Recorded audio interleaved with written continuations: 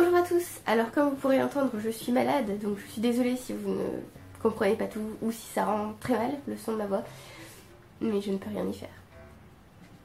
Voilà. Aujourd'hui je voulais vous faire la deuxième partie de mon bilan lecture de septembre 2018. J'ai réussi à lire quelques livres quand même. Alors comme d'habitude à la fin de la vidéo je vous ferai les statistiques, combien de livres j'ai lu par mois, le meilleur, le moins bon, tout ça, vous êtes habitués depuis.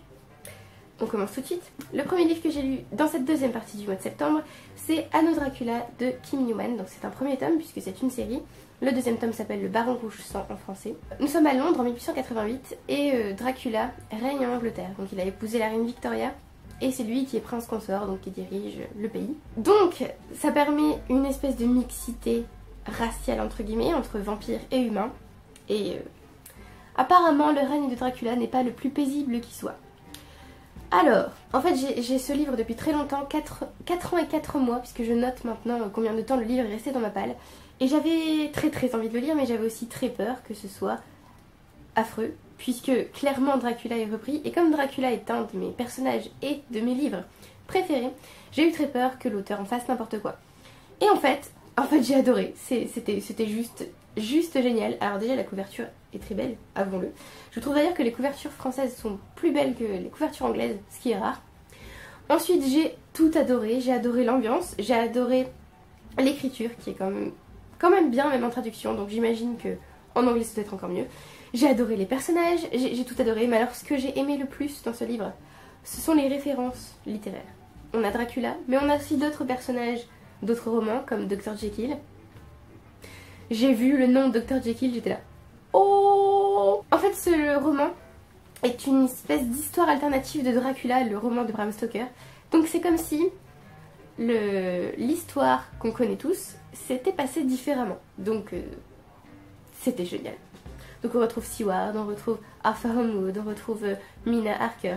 Et ici, dans ce livre, comme on est dans les années 1888, et que dans ces années-là, il y avait à Londres le tueur appelé Jack l'Éventreur, on retrouve en fait on a une convergence entre l'histoire de Dracula et l'histoire de Jack l'Éventreur. C'est génial. Bon, sachez d'emblée qu'on sait déjà en fait qui est le tueur dans le premier chapitre. Donc je ne vous dirai pas qui c'est, mais sachez qu'on le sait. Mais ça ne gâche absolument pas le plaisir que j'ai pris à lire ce livre, c'était juste génial. Alors il est assez gros, mais du coup je l'ai lu super vite. Et à la fin on trouve des notes qui permettent d'expliquer les reprises, on va dire, par exemple quand on a des noms de personnages, ou parce qu'il y a aussi des personnages historiques qui se trouvent dans ce livre, en plus des personnages littéraires ou qui sont dans la pop culture, tout ça. Donc c'était vachement intéressant. Et à la fin aussi, on a une fin alternative, sachant que j'ai préféré la vraie fin, vraiment, de très loin. Parce qu'en lisant la fin alternative, je me suis dit, s'il avait fini son livre comme ça aurait été excellent aussi. Mais j'aurais eu un peu mal au cœur quand même. On a aussi des extraits du scénario du film. Et on a deux nouvelles, Drac l'Éventreur et Les Morts voyagent vite. Drac l'Éventreur était très bien et Les Morts voyagent vite était très... J'étais assez mal à l'aise en lisant cette nouvelle, on va dire. Sinon j'adore les personnages, franchement, Charles Beauregard, que j'ai pas arrêté d'appeler Charles Baudelaire, enfin bon, rien à voir, hein, mais voilà. Et Geneviève Dieudonné sont des personnages, j'adore, vraiment. Et j'ai fait une chronique sur le blog si vous voulez en savoir plus, donc voilà, vraiment énorme coup de cœur pour ce livre, je lirai évidemment la suite. Et ce livre compte pour le Pumpkin Autumn Challenge dans la catégorie automne frissonnant. Vous prendrez bien un verre de True Blood, c'est-à-dire qu'il fallait lire un livre avec un personnage, une figure, une créature assoiffée de sang, le vampire, parce qu'ici, les vampires ne sont pas du tout embellis, il n'y a pas comment dire, de demi-mot, on appelle un chat quand il se passe des choses horribles, c'est horrible, il y a des scènes vraiment affreuses. Et il faut se souvenir que Dracula est un empaleur à l'origine. Ça donne des scènes... Voilà. Je ne sais plus voir la rêve.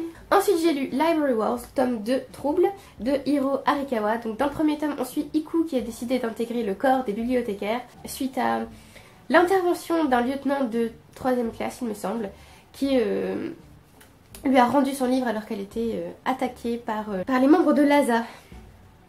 Voilà, je ne me souviens plus de ce que veut dire ASA, je suis désolée, mais les membres de l'ASA. Donc dans le deuxième tome on suit toujours Iku bien sûr, et alors j'ai adoré le fait qu'elle est beaucoup moins énervante ici je trouve, et ça c'est génial. Parce que du coup je me suis beaucoup plus attachée à elle, j'étais très attachée à elle dans le premier tome mais elle avait quand même des petits traits énervants. Là ça va beaucoup mieux, J'ai aimé tous les personnages, mais je pense que mon préféré est quand même, et toujours d'ailleurs, puisque je l'aimais déjà avant, Shibazaki, vraiment. J'ai adoré le chemin que prenait l'histoire, puisqu'ici les parents d'Iku viennent la voir. Ils ne sont pas au courant du travail exact qu'elle fait à la bibliothèque, hein, parce que je voudrais pas non plus vous spoiler le premier tome. J'ai aussi aimé les espèces de réflexions politiques sur la censure, sur le lien entre État et bibliothèque, tout ça, j'ai adoré. J'ai évidemment adoré que les livres soient le centre de l'histoire. J'ai aimé l'action, j'ai tout aimé. Et l'écriture était quand même bien mieux dans le deuxième tome, je sais pas pourquoi. J'ai eu l'impression que il y avait une amélioration, mais je saurais pas dire exactement pourquoi. Peut-être que c'est parce que j'aime encore plus l'histoire. Je fais peut-être moins attention à l'écriture du coup. Et j'ai aussi beaucoup aimé les intrigues secondaires, puisqu'on découvre de nouveaux personnages, il y a des liens qui se tissent. Et j'avoue que c'est une des seules séries où j'ai envie de romance. Voilà. Donc je vais publier une chronique un jour, quand j'aurai le temps de l'écrire. J'espère que ce sera bientôt, mais il y aura une chronique. Ensuite, j'ai lu Injustice, les dieux sont parmi nous, année 1. Première partie de Tom Taylor, Jeremy Rapak et Mike S. Miller. Donc, ne lisez pas le synopsis, je ne vous ferai pas de synopsis de ce tome, parce qu'il spoil absolument tout. Si vous ne connaissez pas le jeu vidéo, bah voilà, en fait vous allez tout savoir déjà de ce qui se passe dans le livre en lisant le synopsis, donc je ne vous dirai rien. Sachez juste que, voilà, il se passe des choses pas très sympas et ça va finir par opposer certains héros, on peut déjà le voir dans cette magnifique illustration, et que le Joker est un élément très important de l'histoire, voilà. Alors, je vais maintenant tenter de vous parler de ce livre sans vous spoiler, ça va être formidable. Donc déjà, je peux dire que j'ai adoré les illustrations. En essayant de vous montrer des choses non spoilantes. Bon, là, ça spoil pas. Et là non plus. Voilà. Je ne peux pas vous montrer plus loin sinon je vous spoil. J'ai adoré l'histoire parce que j'ai trouvé qu'elle était plutôt originale. J'ai adoré les personnages puisque ce sont encore les personnages qu'on aime, donc Superman, Batman, Wonder Woman. Mais ils prennent des chemins tout à fait différents, puisqu'en gros ça va être un peu la guerre civile dans DC Comics, un peu comme la guerre civile dans Marvel, on va dire. Mais oui, c'est un peu aussi le même sujet en fait. Ça ouvre des sujets de réflexion. Est-ce que, étant donné que Superman est quand même supérieur en capacité, on va dire, en capacité physique en tout cas, est-ce qu'il est juste qu'il règne ou pas? Donc est-ce que les super-héros doivent prendre plus d'initiative? Est-ce qu'ils doivent juger de certaines choses pour le reste de la population ou pas? On peut se douter que certains seront d'accord et d'autres non. J'ai adoré ce que cette série fait du personnage de Superman, même si c'est assez... ça fait un peu mal au cœur quand même. Et j'ai adoré les twists parce que... voilà, il y en a un qui... je crois que c'est dans ce tome-là. Oui, c'est dans ce tome-là. Il se passe quelque chose dans ce tome. Je m'y attendais pas du tout. Et je me suis sentie tellement mal alors que c'est on va dire un élément minime entre guillemets dans l'histoire, et en fait je pense que c'est le truc qui a fait que ce livre était génial. Je me demande pas pourquoi. Je vais aussi faire une chronique de ce comics et du deuxième tome d'ailleurs que j'ai lu. Mais il n'est pas encore en ligne, je n'ai pas encore eu le temps de l'écrire. Étonnant, n'est-ce pas? Et donc j'ai aussi lu le deuxième tome, Injustice, les dieux sont parmi nous, année 1, deuxième partie, toujours des mêmes personnes, et j'adore ces couvertures. Elles sont trop belles. Donc là j'ai bien envie de vous montrer des illustrations, donc là ça vous spoil pas trop. Mais d'autres pourraient vous spoiler. Donc je ne sais pas trop comment faire. Non, comme ça. Là peut-être, ça vous spoil moins, vous ne savez pas ce qui s'est passé. Comme pour le premier tome, les illustrations sont top, j'aime ce qu'ils font des personnages, l'histoire est top, les réflexions, tout ça. Et comme dans le premier tome, mais j'en ai pas parlé, j'ai aimé ressentir de l'émotion en fait, parce que vraiment j'étais mal en fait de voir ces héros se déchirer entre eux, c'était affreux. Et c'était original. Il y a encore ici, en fait dans le premier tome il y a un personnage qui meurt, et dans ce deuxième tome il y a aussi un personnage qui meurt. Et là je me suis sentie vraiment mal parce que j'étais plutôt attachée à ce personnage qui meurt dans ce tome là. Donc ça m'a un petit peu brisé le cœur quand même. Ensuite j'ai relu La dispute de Marivaux. Bon, j'ai pas grand chose à en dire, juste que je préfère le comique de Marivaux par rapport à celui de Molière. Donc ici c'est le prince et Hermione. Il n'a pas de nom le prince, donc je vous lis le prince. Le prince et Hermione qui se retrouvent dans la première scène pour continuer un débat sur qui a été inconstant le premier, l'homme ou la femme. Voilà, et donc là en fait c'est une expérience grandeur nature on va dire. Pas mal. Et enfin, le dernier livre que j'ai fini ce mois-ci, c'est The Shaking Woman or A History of My Nerves de Siri Husfeld, traduit en français par La femme qui tremble, une histoire de mes nerfs. Donc c'est de la non-fiction psychologique on va dire, et aussi scientifique en fait, puisque Sirius Z va nous parler de son histoire. Donc en gros, une fois, elle a fait un discours devant le mémorial pour son père, il me semble, dans une université. Et pendant tout son discours, elle s'est mise à trembler. Donc sa voix ne tremblait pas du tout, mais tout son corps tremblait. Elle a eu une crise en fait. Et cette crise s'est achevée quand son discours lui-même s'est achevé. Et elle se demande pourquoi elle a ça, tout ça. Donc en fait, le livre est en fait son... J'arrête pas de dire en fait, c'est très, très agaçant. Le livre est son parcours pour comprendre ce qui lui est arrivé. Savoir si c'est neurologique, si c'est psychologique. Elle nous parle aussi du coup de maladie mentale, de schizophrénie, de bipolarité.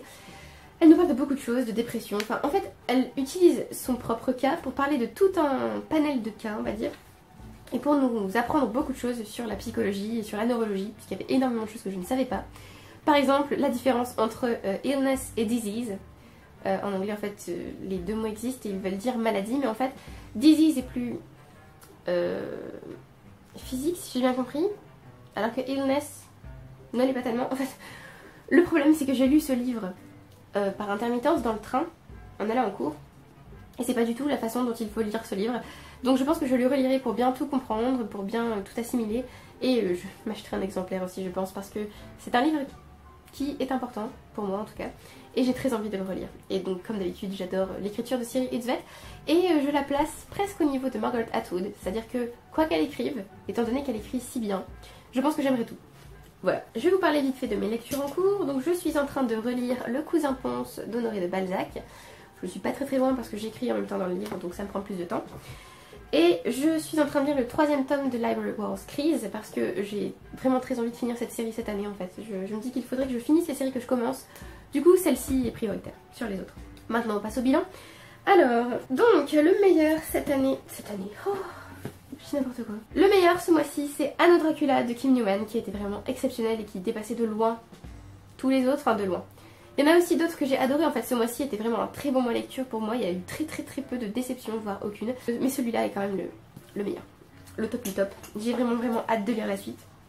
Il n'y a pas eu de fail donc ce mois-ci. La surprise c'est Quand souffle le vent du nord de Daniel Glatauer, parce que je m'attendais pas à aimer autant étant donné que c'est une romance. La déception, il n'y en a pas non plus.